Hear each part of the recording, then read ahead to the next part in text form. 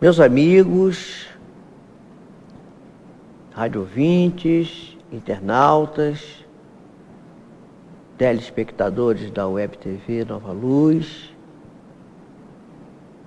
é um prazer estar com vocês novamente. O nosso tema é a saúde integral. Hoje estamos fazendo o terceiro programa dessa série, na qual estamos tratando da compreensão do ser humano e da busca da saúde como um todo. Porque é muito comum a pessoa adoecer, ter uma doença qualquer, e alguns especialistas já estão descobrindo isso. E a pessoa, por exemplo, é operada, tira um nódulo, né? Mas daqui a pouco está com outro problema no outro ponto do organismo. Parece que a doença voltou. Na realidade, o que deve ter acontecido? Por que aquilo, o indivíduo... Até há pouco tempo atrás, um cirurgião da USP, um médico com uma formação muito boa, deu uma palestra e dizendo que eu acho que a cirurgia está em extinção, porque a gente opera a pessoa uma vez, daqui a pouco ela volta com outro problema. Tem hora que eu me sinto igual o esquilo daquele filme Era do Gelo, tapando os buraquinhos dos vazamentos da geleira. Uma hora bota uma pata, outra pata, a pata traseira, da direita, da esquerda, bota o focinho no outro buraco, e não tem mais, fica empalado ali, porque não consegue mais resolver o problema daquela criatura. A criatura volta com outro problema, está sempre operando a criatura. Quer dizer, há uma dificuldade do indivíduo de compreender por que ele está tendo aquela problemática. Porque, na realidade, o que falta é que ele entenda que aquele problema não é o problema principal. Há uma coisa no fundo, há uma razão que subjacente à doença que provoca a doença.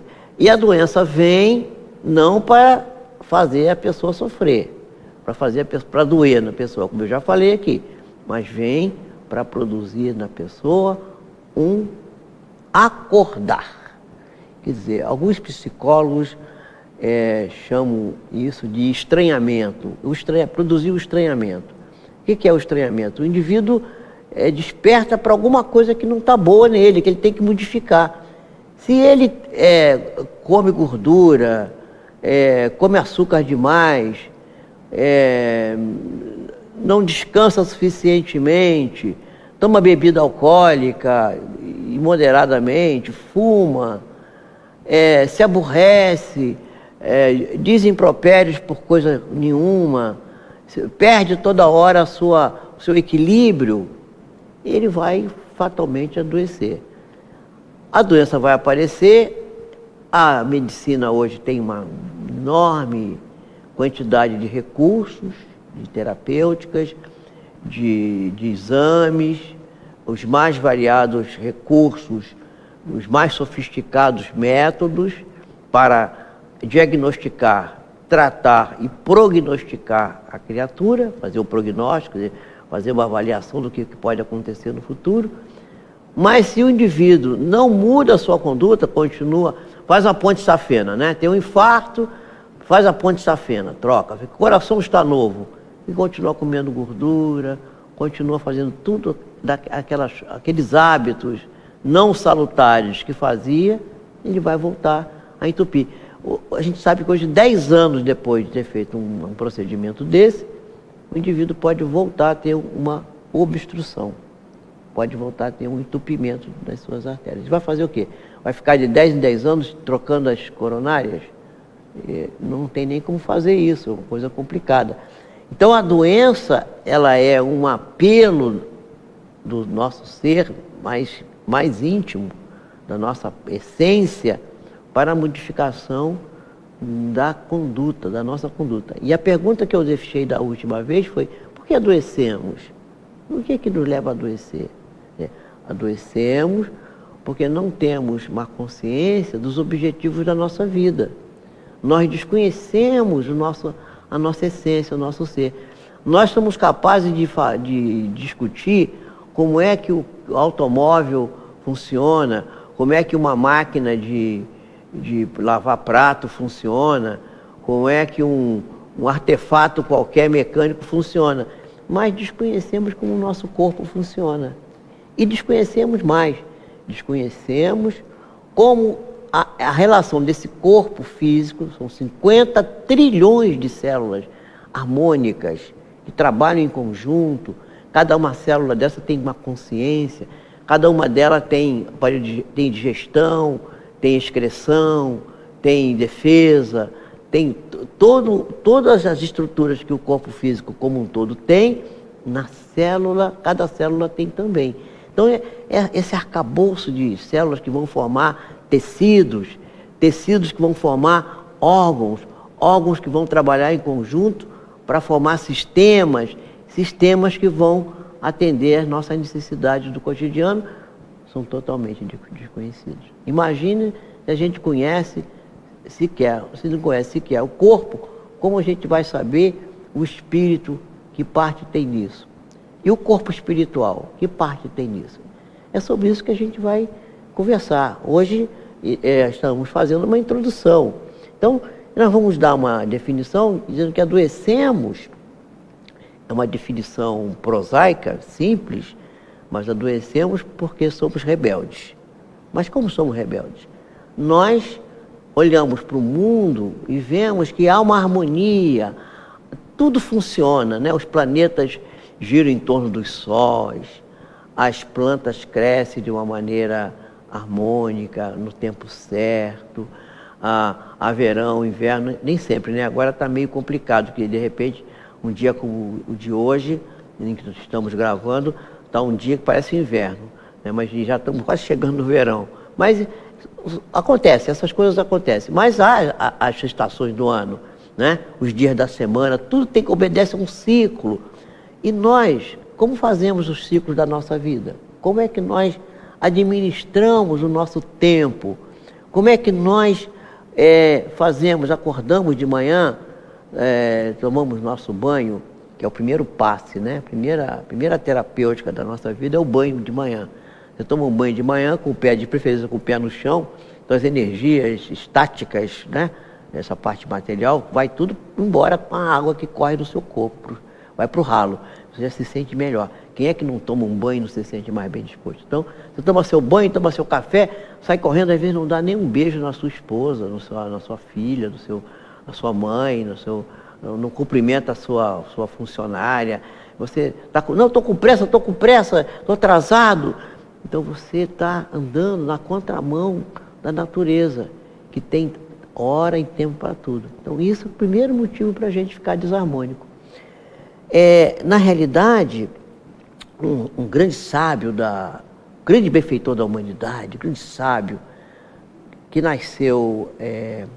viveu, aliás, em Viena, e nasceu no ano de 1856, chamado Sigmund Freud. Ele é responsável pela criação da psicanálise. E ele é o redescobridor do inconsciente. Ele vai dizer que o inconsciente atua em nós muito mais do que nós pensamos. E é praticamente o autor, quase sempre, dos nossos atos, das nossas palavras, das nossas atitudes. E nós desconhecemos isso. A pessoa faz uma coisa qualquer e diz assim, eu fiz porque eu não pensei, fiz sem pensar. Não existe, nós pensamos o tempo inteiro. Todo o tempo estamos pensando. Apenas nós não vigiamos nossos pensamentos, não tomamos conta deles. Então, pensamos e agimos sem perceber o que o pensamento fez. E isso pode nos adoecer, pode causar problema. Porque o nosso ser, o nosso eu, a nossa estrutura biopsicossocial, nosso arcabouço físico, espiritual, perispiritual, a gente podia sintetizar em 3 esferas. Uma esfera mais interna, que seria a essência, o ser espiritual.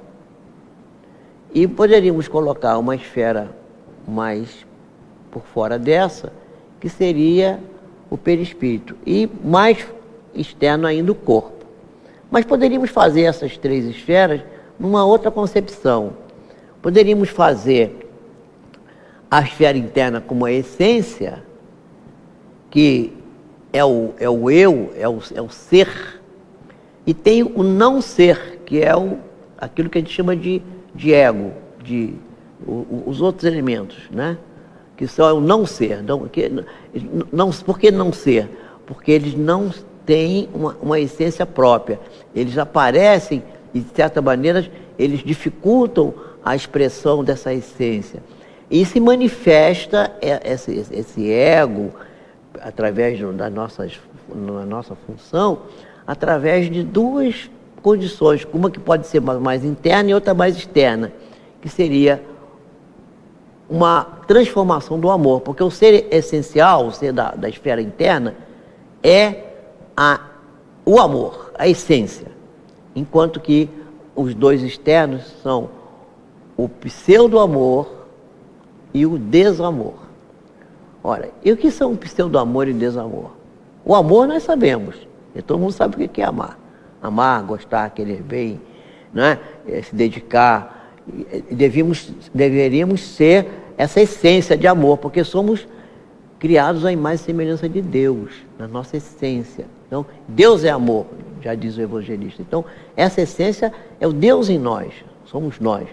Mas o amor se manifesta dessas duas maneiras. O desamor, eu já falei aqui, quando a pessoa abusa das coisas que nos fazem mal, da gordura, da bebida, da falta de tempo, da correria, do mau pensamento, isso é desamor. Agora tem o pseudo-amor, quando você pensa que está amando e não está amando coisa nenhuma. Você está apenas fingindo que está amando. Então você, por exemplo, tem um filho e você quer protegê-lo, ele faz 40 anos e você quer que ele use fralda e tome mamadeira. Eu estou exagerando, claro, né? Mas tem muita gente que ainda faz isso. Outro dia uma senhora foi no meu consultório, eu perguntei o nome do filho, ela falou o nome, perguntei a idade, ela que falou, e eu falei, por que ele não fala? Ah, porque ele é todo atrapalhado, e não deixou o rapaz falar. Então isso é pseudo-amor. Ela pensava que estava amando o filho. Meus amigos, nós vamos continuar esse trabalho, essa apresentação, num outro momento, nosso tempo hoje já está esgotado, e iremos falar sobre uma coisa muito interessante, que hoje está até na moda, que é o sistema psicoimuno-neuroendócrino, que é uma aproximação da medicina oficial, da medicina materialista, digamos assim, medicina organicista, porque acho que é o nome melhor, que cuida dos órgãos, para já encontrar essa essência interna da qual falamos. Então nós vamos, no próximo programa, nós vamos falar desse sistema psico-imuno-neuroendócrino, que é já uma libertação que a ciência está tendo do materialismo arraigado, desse organicismo que só vê, só o que aparece, o que pode ser palpável, o que pode ser tocado, porque nós vamos ver que as emoções também têm importância, o psiquismo e a espiritualidade da nossa saúde.